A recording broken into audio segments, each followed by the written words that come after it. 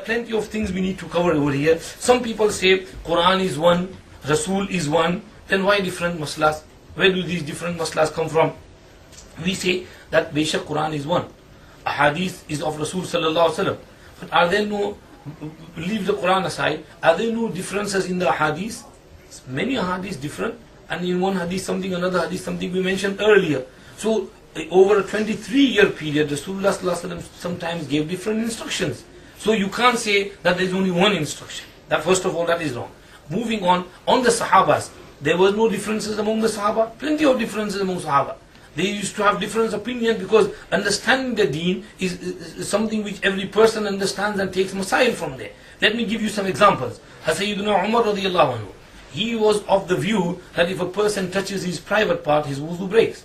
But other ulama like Ali, Hazrat Abbas, Abdullah ibn Abbas and others, Hazrat Ali, Abdullah ibn Abbas and others, they said no, Sa'd ibn Waqqas, that if you touch your penis, your wuzu will not break. So there is that difference of opinion among them. And the majority of the ulama and the Sahaba are of the second view that your wuzu does not break. Because there is ijtihad.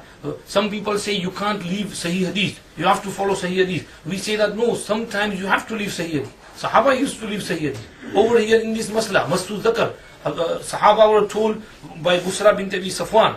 She narrated from Rasulullah sallallahu alaihi wasallam that he said, "Man massa zakarahu falyatawadda." Who touches his private part, then he should perform wudu. So the Sahaba said no. We have other hadith from Talq ibn Ali radiallahu anhu. He said that your wuzu does not break. Hal huwa illa bad'atun minka. It is only a part of your body, like your finger, like your nose. If you touch your nose, your wuzu doesn't break. So if you touch your private part, your wuzu doesn't break. So he said that we heard this. We it was a common masla. So we don't take your hadith. We take this other hadith. So Sahaba sometimes they knew which hadith to take. They knew the halal. So that is why they had the difference of opinion. Many masail. Abdullah ibn Umar radiallahu anhu said, performing wudu with sea water is makruh. But the other Sahaba said, no, if you are in the sea, you need to perform wudu with the sea water, the salty water. It's allowed. If you are on a beach, you want to do wudu with that and pray your namaz on the beach. There is no harm in there. But Abdullah ibn Umar used to say it's makruh to do wudu with the sea water. Similarly, using perfume, itr, on the day of Friday. Abu Huraira said it's wajib. But Abdullah ibn Abbas and most of the Sahaba said it's sunnah.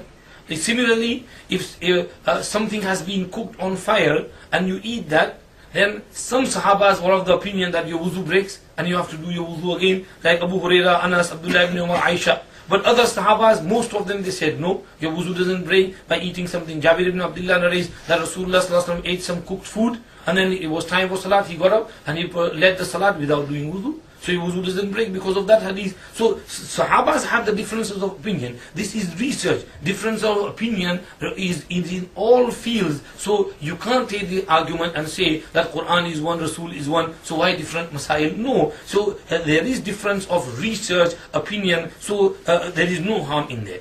We say that what is your mazhab? You are non-muqallid. Tell me, is there any ikhtilaf in your non-muqallid imams or not? Plenty of ikhtilaf. Plenty of ikhtilaf, more than the muqallidins. You go, Nawab Siddiq Hasan will say something else, Wahidul Zaman will say something else. Sheikh Abdul Aziz bin Baz will say something else, Nasiruddin Albani will say something else. There is plenty of ikhtilaf of opinion among them as well. They are not muttafiq on one masla all the time. Allama Shawkani will say something else, others will say. I don't want to go into detail on that. So you can't put this argument and say that madhab should be one, just one Quran, one hadith and one opinion. You can't have difference of opinion.